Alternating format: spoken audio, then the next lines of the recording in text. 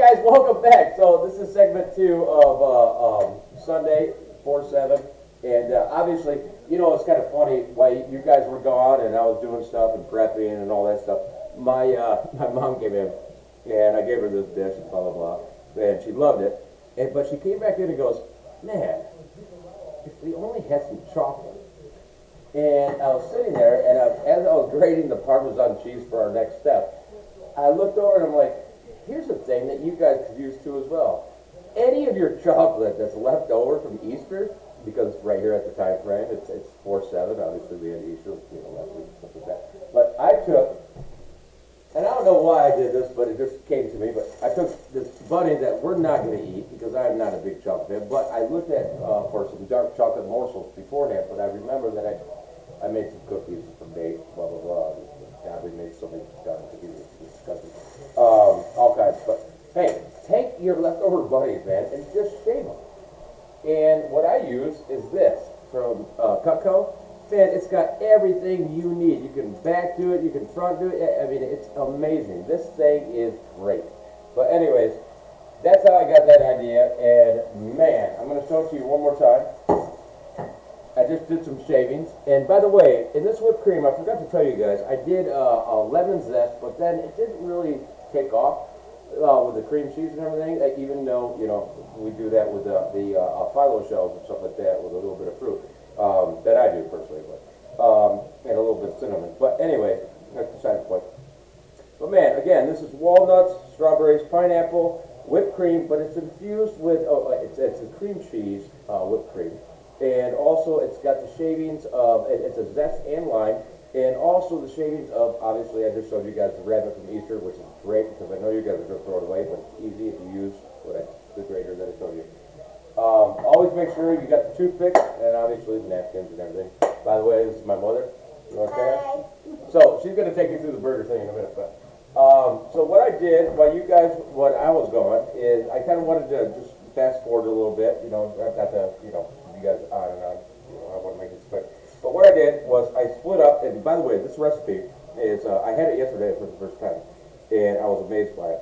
And you guys already know him as Chef Brock. You guys have watched him on 2 occasions already.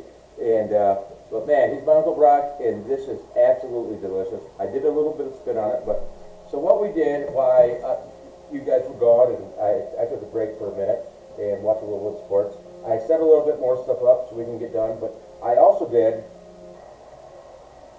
and guys, I already washed my hands, but I want to show you this. That is the butcher's cut, the thick butcher's cut of boar's head. And man, I'll tell you what, it is delicious with a little bit of maple. Look at my hands. Oh my God, it's crystallized. I actually threw it in the oven on 425 for less than probably 5 minutes. Just one second, guys, I want to wash my hands again. But, so what I did was, because, you know, obviously it gets all over your hands and stuff like that, I just put them back in the pan because that's what I'm going to use next. And I kind of like a little bit of sweetness to the burger because we already have the pineapple, and then we got the shaved almonds. We also have the parmesan. We have the goat cheese, which is already infused in the burgers, which I'm going to show you guys here in a minute. And I mean, obviously, you guys have already seen everything. But so what we're going to do next, guys. And by the way, Nate, you can't read my book, but hey, happy Sunday, buddy. But what we're going to do is we're going to take these, and literally what we're going to do is just wrap them at a side angle, like this. So, okay? Just do that. Pull it as tight as you can, and put the folding side on the bottom, obviously. I mean, that's kind of common sense, but, guys, I don't care how you do it. You know what? Cooking's cooking. You do passion, I'm passion. This is why I'm doing it right now, because I just got the ambition to do it. And, Uncle Brock, thank you so much, because I used to cook all the time for about a year. I was cooking all kinds of stuff, pastries. I mean, you name it. I think I spent more money in ingredients.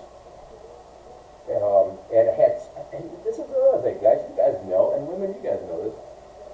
Cooking is enjoying, especially when I have the hockey game on right now, which you guys have been hearing.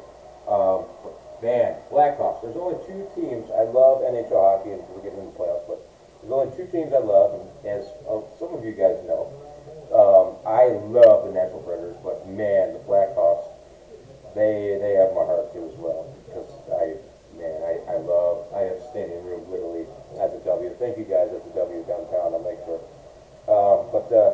Man, it is unbelievable. But cooking is just, man, it's like you just get in a groove, and nothing else is around you.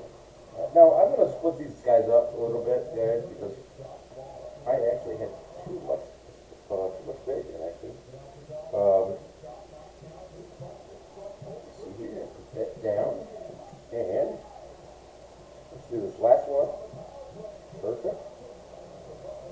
So, yeah, about the last one, guys. It's like you have more maple syrup and oil on you. Oh my goodness. All right. So now that we have that done, I'm gonna wash my hands really quick, guys. And let's hurry up. Oh gosh, gummit. Come on.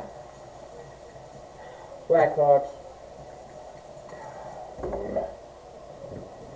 Man, Dallas. Oh man, Dallas.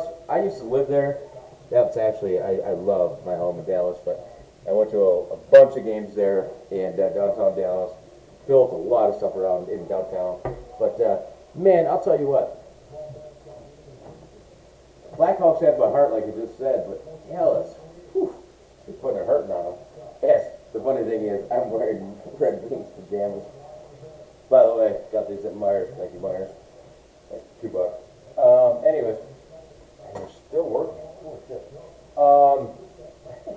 But anyway, so what we're gonna do is, like I said earlier, okay, on these, you already have the maple. You already, oh, guys, hold up. Before I keep going, and on my Uncle Brock's recipe, how I tweaked it was I steamed these in our steamer almost, but it's in an actual natural steamer, okay? So what I did, I just put them in, I steamed them for about 15 minutes just to make them a little bit softer, because I know when I put them in, and we do the actual Italian olive oil, it's about $18.99, but it's the best thing, and it's going to last you guys forever. Don't get Pam and all that stuff. Gross. Spend a little extra money. It's gonna last, and it's gonna give you that taste that you need. So what I'm gonna do is, like I told you guys earlier on the first segment, is I'm gonna use. So usually it's 1 tablespoon of the iodized salt. We don't buy that. I don't buy that. So I had to do a little quick, learning about how much I should use on sea salt, because obviously you know too as well, Nate, Nathaniel Clark, is there's a little bit too much salt in the eggs, as you told me today at the deviled eggs, which oof, he's still like so. But anyways, what we're gonna do, guys, is just go like this: 1, 2, and that's on the first row. Okay. Now I have 4 and 4, so that's 8. Okay. Now I'm gonna do 1, 2, and that's all you need. Sea salt is like literally, like I told you earlier, like a half a teaspoon of sea salt is almost like a tablespoon of the iodized salt. And then what I'm going to do is I'm going to take the balsamic vinegar, okay? Now, what I do, just because I don't want too much on it, now you guys know, you guys know that balsamic vinegar is very, very strong, depending on what you get. Now, I love the vinegar places in the Grand Rapids, well, they're all over the United States now, but it's just a vinegar and oil company, and I forget which one it is, but I use the aceto. It's great. It's very economical. It's every oil, but it's pear infused. Okay, as you guys can see, it's pear infused. Now the pear is not. It's not a ton on it. I mean, it's not. It doesn't hit you. You can't really taste it. It kind of gets the pear is like a kind of a bitter taste, which is kind of weird. But what I'm going to do is I'm going to just do a little bit of this. Okay, right in here, and just do it for a couple seconds. Boom, done. Okay. Now what I'm going to do is I'm going to take the baster. Okay. And I'm just gonna baste it on. That's it. Boom, boom, boom. Just a little bit. 1, 2, boom, boom, boom. That should be perfect on each one. Okay. Gonna go like that. Boom. A little bit like that. Now remember, it is pear infused, and I said it doesn't really taste like pear, but you don't need to do much. You really don't, because remember, you already have the olive oil in there. But this is balsamic. But there are substitutions for it too as well, like my Uncle Brock said. There is white vinegar, and also there is red wine. No, I'm sorry. Yeah. Balsamic, white, white wine. No, I'm sorry, not red. Okay. But yes. And then, so, we have this. So I'm going to go through it one more time. So what I did was I steamed the asparagus. You wrap 5 asparagus stalks, and I did each 5 in each one. Okay. Now I've got 8. And then what I did was I actually pan fried the bacon. But before that, okay, prior to pan frying the bacon for, about halfway through type deal, where they're still soft enough to wrap around, but when I put them in the oven, they're going to bake perfectly and make the asparagus softer, but have a little zing and a little hard shell on them. Barely a hard shell, so you get that texture right here. Okay? But, so right now what we have here, before I throw them in, is I've already steamed the asparagus. I've done the bacon, pan fried the bacon. We've marinated the bacon for about 15 minutes on each side with a tiny bit of maple syrup from organic Vermont maple syrup from Trader Joe's. Thank you. And so that can be put away now. And you know what I forgot? So on the pepper, we do this too. You always have to grind the pepper. It's always fresher. You guys know that. I don't have to tell you. But again, the pepper, I'm not a big pepper fan because it's so strong. But you go boom, boom, boom, boom. Just 2, pepper from sea salt when you actually grind it. More sea salt comes out than pepper does. So, but pepper just kind of gives that little. It's equivocal to it. You guys know what I mean. It kind of just sets a baseline for the sea salt itself. Now with me, I like to do this only because it's me. So let me put something away real quick. Let me grab this, grab that, and what I'm going to do is, so while you guys were gone, and obviously you guys know that I told you about, my mom coming in with chocolate shavings, and she said, oh, I want chocolate, the appetizer, the fruit appetizer, which I guys showed you with the walnuts and blah, blah, blah. But, man, I'm sitting here, you've got to get a Parmesan block. You can't just get finely grated Parmesan. You can't, just don't skimp on it, guys, because this is actually what makes the dish. Okay, is we're going to do a little bit of, right now, just a little bit, just grab it. You can see the Parmesan with the brick. Okay, and we're just going to take a little bit and just put it on, just kind of boom, boom. Okay, now, after this, I was looking at a couple other recipes, and this is where Uncle Brock is amazing cook, by the way, guys. You guys, I mean, it's unbelievable. But, and his stuff, oh, God. I wish you would open up a restaurant. I've told him that, I think twice or 3 times now. But, hopefully he actually gets it. But, anyways, guys, hey, by the way, if you guys have this extra stuff, just sitting around, don't be shy about putting in a Ziploc. Parmesan, something about Parmesan. Man, it never molds. It takes so long to mold it. But again, guys, here's the grater I used from Costco, or Cutco. It's amazing. Women, you guys will love it, but I'm sure probably most of you women that, especially around our, in Kalamazoo and stuff like that, you guys have this stuff in this.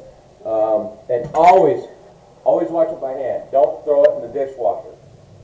I hate that. Don't throw your expensive knives in the dishwasher either. Hand wash it, please.